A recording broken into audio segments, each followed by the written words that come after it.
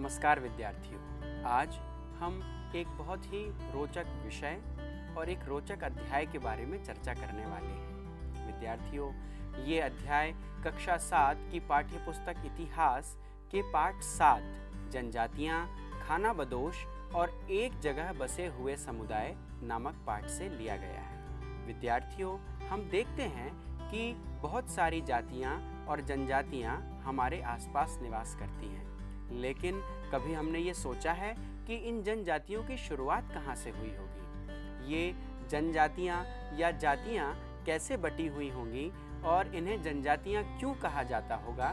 ये सब प्रश्न हमारे मन में अक्सर आते रहते हैं। आज ऐसे ही कुछ रोचक प्रश्नों का उत्तर हम इस अध्याय के माध्यम से ढूंढने का प्रयास करेंगे। विद्यार्थियों, हमने अध्याय 2, 3 और 4 में देखा कि किस प्रकार अलग अलग समय में अनेक राज्यों का उदय हुआ और अलग अलग क्षेत्रों में इनका विस्तार हुआ। अलग अलग राज्य अपना शासन चलाते थे और कुछ समय बाद उनका पतन हो गया और फिर से अन्य नए राज्यों का उदय हुआ। इस क्रम में अनेक प्रकार के लोगों और संस्कृतियों के माध्यम से अनेक प्रकार की कलाओं का विकास हुआ। इन कलाओं में हाथों से बनी नई नई कलाकृतियां, दस्तकारी जिसे कहा जाता था, और समाज के लोगों तक पहुंचने वाली उत्पादक वस्तुओं और गतिविधियों की नई नई किस्मों का शहर और गांवों में स्थान बढ़ा। इतने लंबे समय अंतराल में कई तरह के महत्वपूर्ण बदलाव हुए, जैसे लोग अब पहले से ज्यादा अच्छे से जीवन व्यतीत करने लगे थे और नई नई वस्तुओं और नए नए उत्पादों का प्रयोग और उपयोग करने लगे थे। इसके साथ साथ अलग अलग क्षेत्रों में कई अलग अलग राजवंशों का शासन रहा। इस तरह इस समय में अनेक तरह के सामाजिक, आर्थिक और राजनीतिक परिवर्तन हुए, लेकिन यह परिवर्तन अलग अलग जगहों में अलग अलग तरह से प्रभावशाली हुए। क्योंकि हम जानते हैं कि अलग अलग जगहों के समाज अलग अलग तरीकों से विकसित हुए थे, इसलिए उनके तौर तरीके और परिवर्तन भी अलग अलग प्रकार के थे। अगर हम बात करें भारतीय उपमहाद्वीप की, तो भारतीय उपमहाद्वीप के अधिकांश हिस्सों में समाज पहले से ही वर्णों के अनुसार विभाजित था, जिसमें नियम ब्राह्मणों के द्वारा बनाया जाता था और बड़े बड़े राजाओं द्वारा इन नियमों को माना जाता था, जिसकी वजह से ऊंच और नीच जैसी जातीय विषमताएं पैदा हुई और अमीर तथा गरीब के बीच की दूरी भी बढ़ती चली गई। मुगल काल में समाज और भी बुरी स्थिति में पहुंच गया, लेकिन इन सब में बड़े शहरों से दूर ग्रामीण या जंगलों में निवास करने वाली जनजातीय समाज बिल्कुल ही मुख्य धारा से अलग और पिछड़ा हुआ था। ऐसा कैसे हुआ? ऐसा क्यों हुआ? ये सब जानना हमारे लिए महत्वपूर्ण है और प्रासंगिक भी है। तो विद्यार्थियों, हम अब जानते हैं जनजातीय समाज के बारे में, जो कि हमारे पाठ का शीर्षक भी है। निस्संदेह यह कहा जा सकता है कि उस समय महाद्वीप में कई ऐसे समाज थे जो ब्राह्मणों द्वारा बताए गए नियमों और कर्मकांडों को नहीं मानते थे और ना ही वह किसी वर्ण व्यवस्था में बटे हुए थे। अक्सर ऐसे ही समाज को जनजातियां कहा जाता था। जनजातियों के सदस्य आपसी रिश्तों में बंधे होते थे। ये लोग शहरों से दूर पिछड़े इलाकों या जंगलों में निवास करते थे और अपने जीवन का गुजारा शिकार करके, पशुपालन करके या वनों से प्राप्त उपज सामग्रियों से ही करते थे। कुछ अन्य जनजातियां भी खेती का काम करती थीं। इसके अलावा कुछ जनजातियां खाना बदोश भी थीं, जो एक जगह से दूसरी जगह घूमती रहती थी। जनजातीय समूह मिलकर भूमि और चारागाह पर अधिकार और नियंत्रण रखते थे। ये अपने खुद के बनाए नियमों के आधार पर परिवारों के बीच इनका बंटवारा करते थे। विद्यार्थियों, कृषि करने वाले तथा एक ही स्थान पर रहकर जीवन व्यतीत करने वाले जनजातीय लोग अपने आसपास पाई जाने वाली प्राकृतिक चीजों का पूरा इस्तेमाल करते थे और इस्तेमाल करने के लिए गतिविधियों का मिला जुला रूप अपनाते थे। इस उपमहाद्वीप के विभिन्न हिस्सों में कई छोटी बड़ी जनजातियां निवास करती थीं। यह प्रायः जंगलों, पहाड़ों, रेगिस्तान में और दूसरी दुर्गम जगहों पर निवास करती थी। कभी कभी वर्ण व्यवस्था को मानने वाले तथा जाति विभाजन पर आधारित अधिक शक्तिशाली समाज के साथ इनका टकराव भी होता रहता था, परंतु इन्होंने बड़ी कुशलता से अपने समाज और संस्कृति को बचाकर रखा। विद्यार्थियों, अब हम जानते हैं जनजातीय लोगों के बारे में। अगर कुछ लोगों को छोड़ दिया जाए तो उस समाज के इतिहासकारों और यात्रियों ने जनजातियों के बारे में बहुत ही कम लिखा है।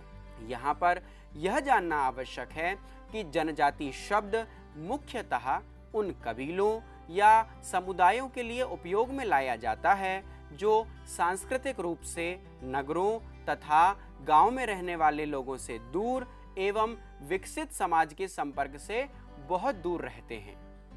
जनजातीय लोग अपने रीति रिवाज और नियम मौखिक रूप से ही बनाते हैं और उनका संरक्षण करते हैं और पालन करते हैं।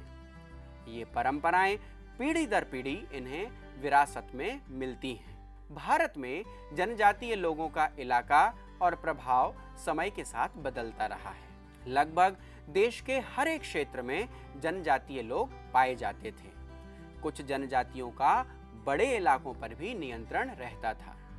उदाहरण के लिए 13वीं और 14वीं सदी में पंजाब के आसपास के क्षेत्रों में खोखर जनजाति का नियंत्रण हुआ करता था, परंतु बाद में इस क्षेत्र में गख्खर लोग ज्यादा प्रभावशाली हो गए। इनके मुखिया कमाल खान गख्खर को बादशाह अकबर ने अपना मनसबदार भी बनाया था। ठीक इसी समय उत्तर पश्चिम में एक अन्य शक्तिशाली और बड़ी जनजाति बलोच निवास करती थी। इन जनजातियों के समुदाय छोटे छोटे कुलों में बटे हुए थे। पश्चिमी हिमालय में गड्डी गड़रियों की जनजाति रहती थी, तो उपमहाद्वीप के सुदूर उत्तर पूर्वी भाग पर नागा, अहोम और कई दूसरी जनजातियों का प्रभुत्व और नियंत्रण था। वर्तमान बिहार और झारखंड के कई इलाकों में 12वीं सदी तक चेर सरदार शाहियों का उदय हो चुका था।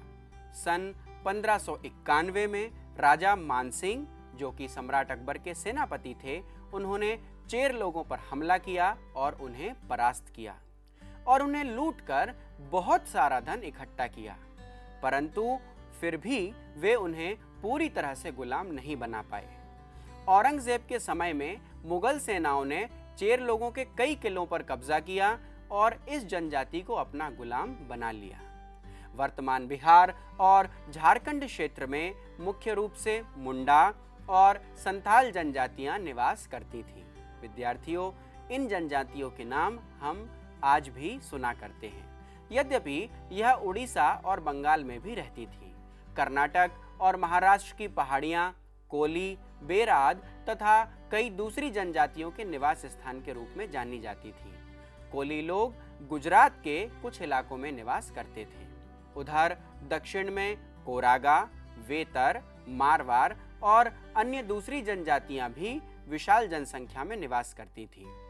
पश्चिमी और मध्य भारत में भी लोगों की बड़ी जनजाति फैली हुई थी। 17वीं सदी के आने से पहले ही उनमें कई खेतीहार, यहाँ तक कि जमींदार भी बन चुके थे, मतलब की प्रगति हो गई थी। तब भी भीलों के कई समुदाय शिकारी और संग्राहक ही बने रहे।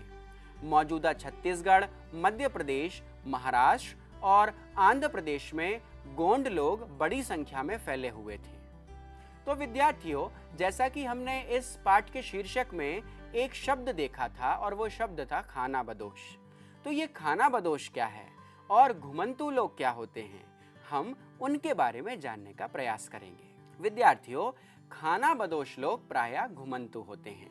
उनमें से कई पशुओं को चराने वाले होते हैं, जो अपने भेड़ बकरियों के समूह के साथ एक चारागाह से दूसरे चारागाह तक घूमते रहते हैं। इसी तरह हाथों से शिल्पकारी का कार्य करने वाले, घूम घूम कर वस्तुओं को बेचने वाले, जिन्हें हम फेरी वाले कहते हैं, और नृत्य तथा गायन करने वाले अन्य तमाशा दिखाने वाले घुमंतू समूह अपना काम धंधा करते करते एक जगह से दूसरी जगह की यात्रा करते रहते हैं। खानाबदोश और घुमंतू समूह के लोग अक्सर किसी स्थान पर लौटकर वापस उसी मौसम में आते हैं जहां उन्होंने पिछले साल का दौरा उस समय किया हो। उस समय भी उपमहाद्वीप में घुमक्कड़ लोग जो अपना जीवन यापन जानवरों के साथ चरवाहे बनकर दूर दूर तक घूमकर करते थे। उनका जीवन दूध और अन्य पशु उत्पादों पर निर्भर था। वह लोग गृहस्थ जीवन जीने वालों से कपड़े, अनाज और बर्तन प्राप्त करने के लिए पशुओं से प्राप्त ऊन, घी, इन सब चीजों का आदान प्रदान भी करते थे। कुछ खानाबदोश लोग अपने पशुओं या जानवरों पर लादकर सामान को भी यहाँ से वहाँ ढोने का कार्य करते थे। एक जगह से दूसरी जगह आते जाते समय वे चीजों को खरीदा और बेचा करते थे। बंजारा लोग सबसे ज्यादा घुमक्कड़ खानाबदोश व्यापारी जनजाति के लोग हुआ करते थे। उनके समूह को टांडा कहा जाता था। जैसा कि हमने पिछले अध्याय 3 में पढ़ा है कि दिल्ली का सुल्तान अलाउद्दीन खिलजी अपने साम्राज्य में बाजार नियंत्रण बहुत ही अच्छे तरीके से कर रहा था। तो हमें यहाँ ये भी मालूम होना चाहिए कि अलाउद्दीन खिलजी ने बंजारों का इस्तेमाल करके ही नगर के बाजारों तक अनाज को ढोने का काम करवाया था। बादशाह जहांगीर ने भी अपने संस्मरणों में लिखा है कि बंजारे विभिन्न इलाकों से अपने बैलों पर अनाज लेकर शहरों में बेचते थे और युद्ध तथा अन्य सैन्य अभियानों के समय मुगल सेना के लिए खाद्यान्न ढोने का कार्य भी बंजारे ही करते थे। विद्यार्थियों, क्या आप सोच सकते हैं कि इतनी विशाल सेना के लिए कितने बैलों की आवश्यकता होती होगी? और खाद्यान्न ढोने के लिए मुझे तो लगता है कि कम से कम 1 लाख बैलों की आवश्यकता पड़ जाती होगी। विद्यार्थियों, इस समय फेरी वालों की भी कई जातियां थीं जो एक गांव से दूसरे गांव में घूमती थीं और रस्सी, सरकंडे के पौधे से बनी हुई चीजें, फूस की चटाइयाँ और मोटे बोरे जैसे कई चीजों को बेचा करती थी। नृत्य करने वाले, गायक और तमाशा दिखाने वालों की भी अलग अलग जातियां होती थीं जो विभिन्न नगरों और गांवों में घूम घूम कर अपनी कला का प्रदर्शन करके अपना जीवन यापन करते थे। कभी कभी तो भिक्षा मांगने वाले लोग भी इन घुमंतू सौदागरों का काम करते थे। अब पशुओं को चराने वाली जनजातियां जो थोड़ी सी संपन्न हो गई थीं, वो जानवरों को पालने के साथ साथ घोड़े, बैल जैसी मवेशियों को बेचने और खरीदने का काम भी करने लगे थे। इस तरह से हमारा समाज लगातार बदल रहा था और इस बदलते हुए समाज में नई जनजातियां और श्रेणियां बन रही थी। अब हम उन्हीं के बारे में जानने का प्रयास करेंगे।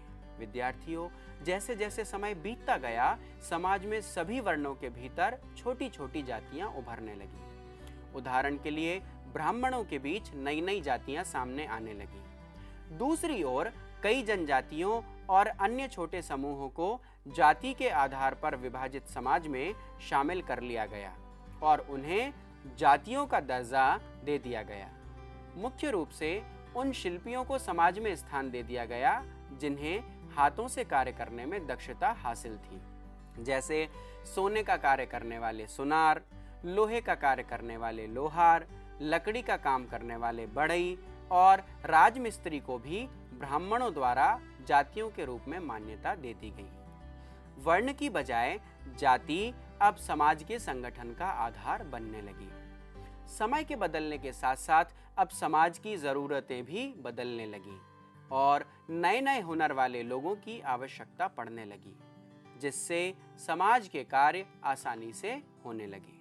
विद्यार्थियों, हमने अध्याय 2 में पढ़ा था कि वर्तमान तमिलनाडु के तिरुचिरापल्ली ताल्लुक में स्थित उय्याकोंडन उदययार के 12वीं शताब्दी के अभिलेख में ब्राह्मणों की एक सभा के विचार विमर्श का वर्णन मिलता है, जिसमें वे रथकारों, जिन्हें रथ बनाने वाले भी कहा जाता है, उन लोगों की सामाजिक स्थिति पर विचार विमर्श कर रहे हैं। उन्होंने इस जाति के कामकाज तय किए जिसमें रथों और गाड़ियों का निर्माण, मंदिर के द्वार बनाना, मूर्तियां स्थापित करना, बलि के लकड़ियों से बने साज सामान तैयार करना, मंडप बनाना और राजा के लिए जेवर बनाना, ये सभी कार्य शामिल थे।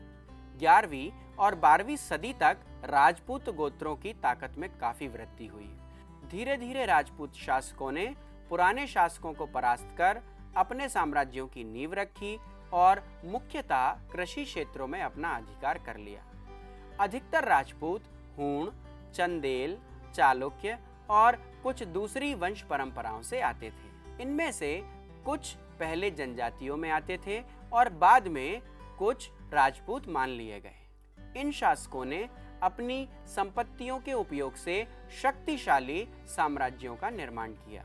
इस तरह कुछ जनजातियां अब राजपूतों के रूप में समाज का हिस्सा बन गईं और ब्राह्मणों के समर्थन से अब कुछ और संपन्न और शक्तिशाली वंश के लोग भी शासन करने लगे।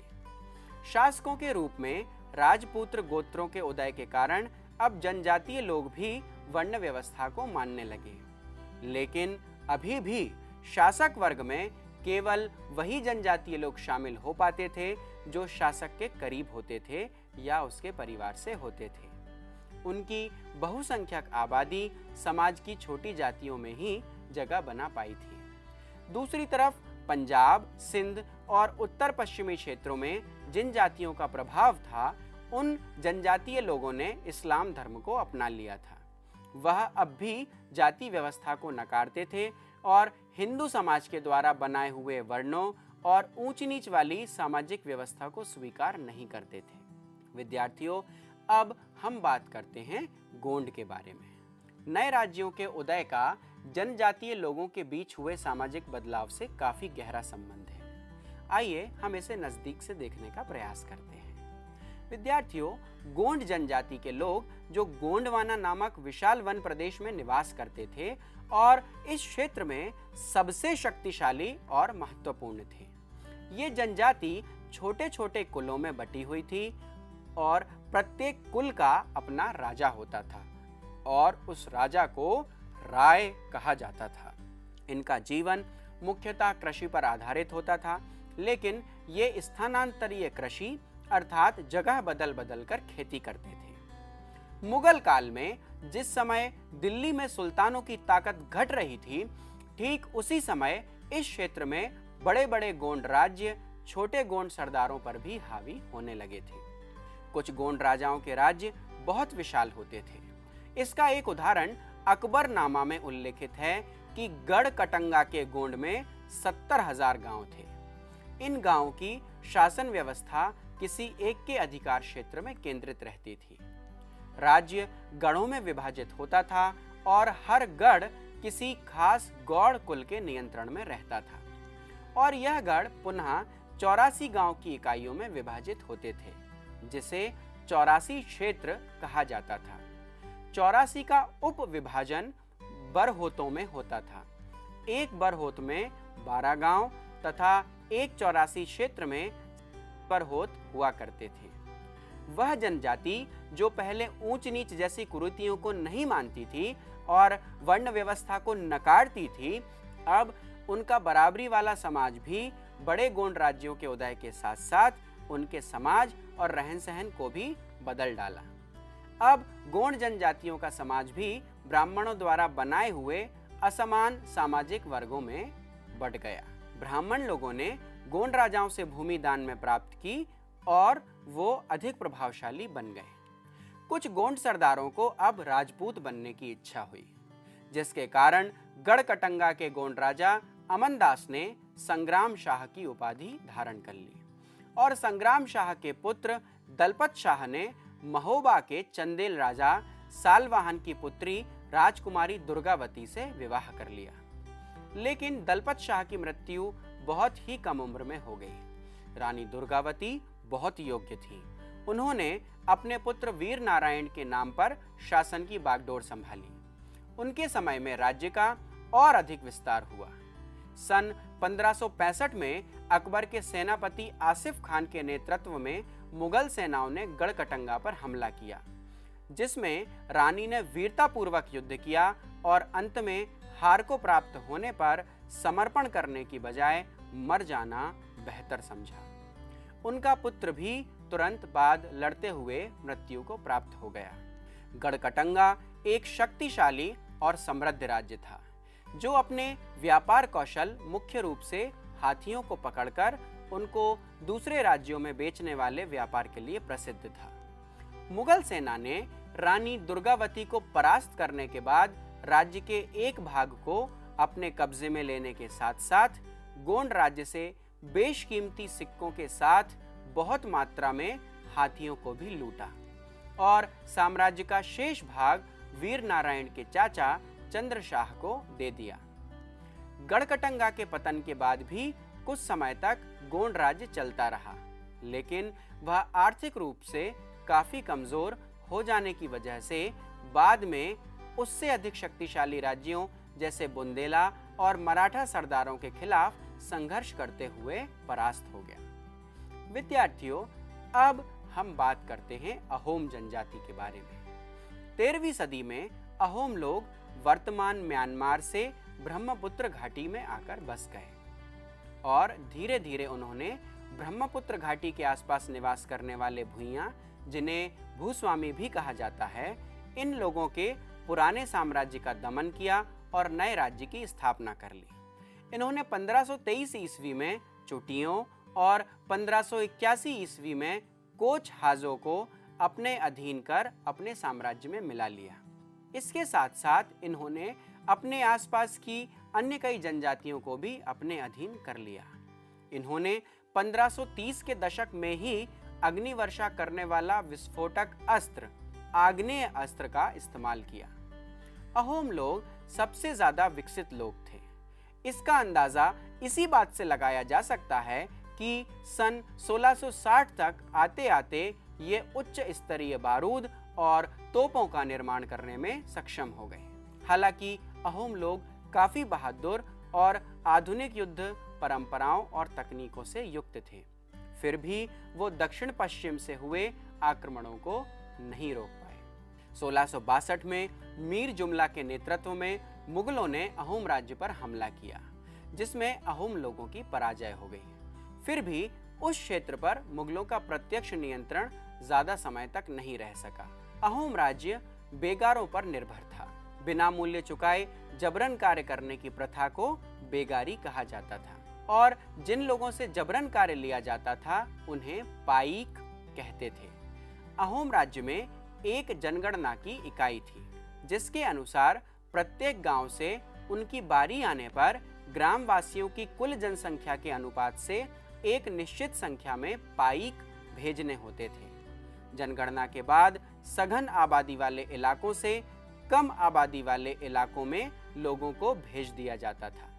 इस प्रकार अहोम कुल टूट गए और 17वीं शताब्दी आते आते इनका राज्य छोटी छोटी इकाइयों में बंट गया। अहोम जाति के लगभग सभी पुरुष युद्ध के दौरान युद्ध में भाग लेते थे और अन्य समय में राज्य के दूसरे सार्वजनिक कार्यों जैसे सिंचाई वगैरह का प्रबंध करना, बांध बनाना, ये सभी कार्य करते थे। इन्होंने चावल की खेती के नए तरीकों को भी अपनाया था। अहोम समाज कुलों में विभाजित था। इन कुलों को खेल कहा जाता था। अहोम समाज में दस्तकारों की बहुत कम जातियां थीं, इसलिए अहोम क्षेत्रों में दस्तकार दूसरे निकटवर्ती क्षेत्रों या राज्यों से आए हुए थे। एक खेल या कुल के नियंत्रण में प्रायः कई गांव हुआ करते थे। किसानों को अपने ग्राम समुदाय द्वारा खेती करने के लिए भूमि प्रदान की जाती थी, जिसे समुदाय की सहमति के बिना राजा तक वापस नहीं ले सकता था।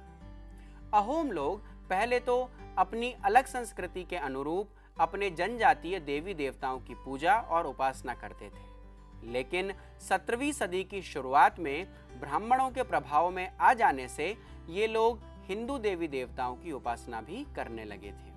परंतु हिंदू धर्म को अपनाने के बाद भी अपनी पारंपरिक आस्थाओं को इन्होंने पूरी तरह से नहीं छोड़ा था। ब्राह्मणों का प्रभाव इस समय अहोम समाज में बढ़ा।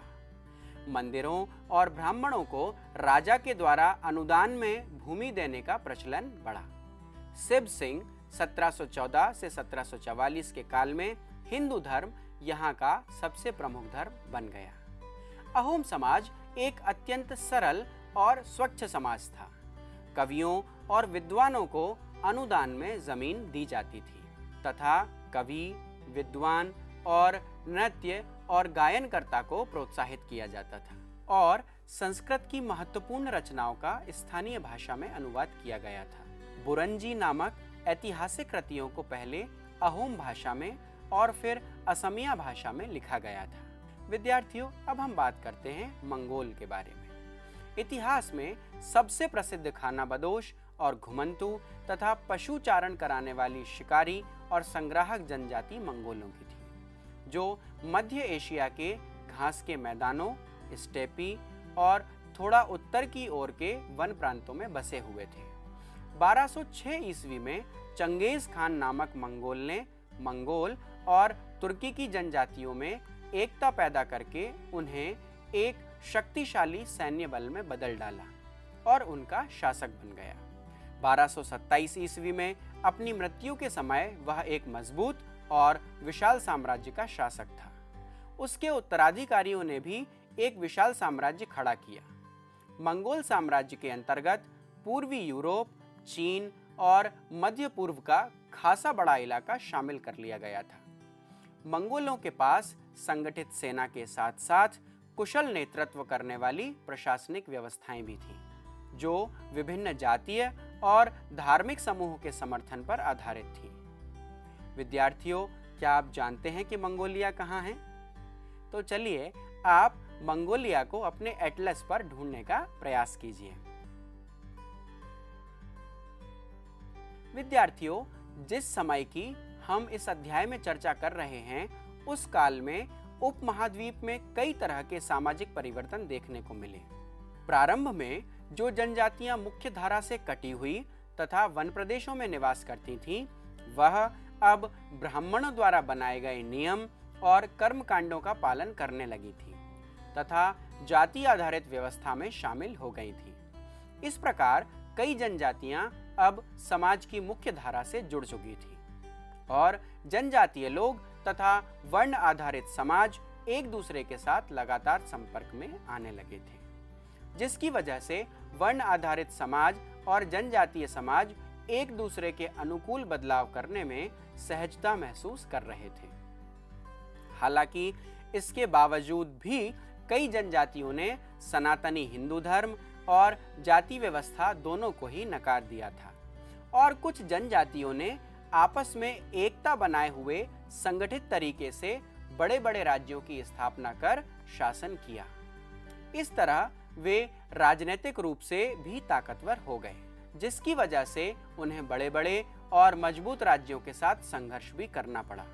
तो विद्यार्थियों, हमने इस अध्याय को पढ़ा और हमने ये जानने का प्रयास किया कि जनजातीय लोग कौन हैं, खानाबदोश और एक जगह बसे हुए समुदाय में अंतर क्या है, गोंड जनजाति के लोग कहाँ निवास करते थे, सबसे ज्यादा घुमक्कड़ जनजाति कौन सी हुआ करती थी, 16वीं सदी में ही किस तरह से अहोम जनजाति के लोग आग्नेयास्त्र का उपयोग करते थे। विद्यार्थियों, इसके साथ ही साथ हम ये भी जानने में सक्षम हुए हैं कि स्थानांतरीय कृषि में किसी वन प्रांत के पेड़ों और झाड़ियों को पहले काटा और जलाया जाता है।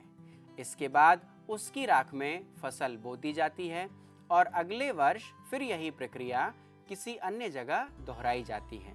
परिवारों या घरों के ऐसे समूह को कुल कहते हैं जो एक ही पूर्वज की संतान होने का दावा करते हैं। विद्यार्थियों, ये परंपरा आज भी मानी जाती है। जनजातीय संगठन प्रायः नातेदारी या कुल संबंधों में विश्वास पर ही आधारित होते थे। तो इस तरह से हमने इस पाठ को पढ़ा और इस रोचक पाठ के माध्यम से हमने बहुत सी जनजातियों के बारे में जानकारी एकत्रित की, जो कि बहुत ही रोचक और हमारे ज्ञान को बढ़ाने वाली है और साथ ही साथ रुचिकर तो ये है ही। तो विद्यार्थियों, हम अगली बार फिर मिलेंगे ऐसे ही एक रोचक विषय के साथ। तब तक के लिए धन्यवाद। नमस्कार।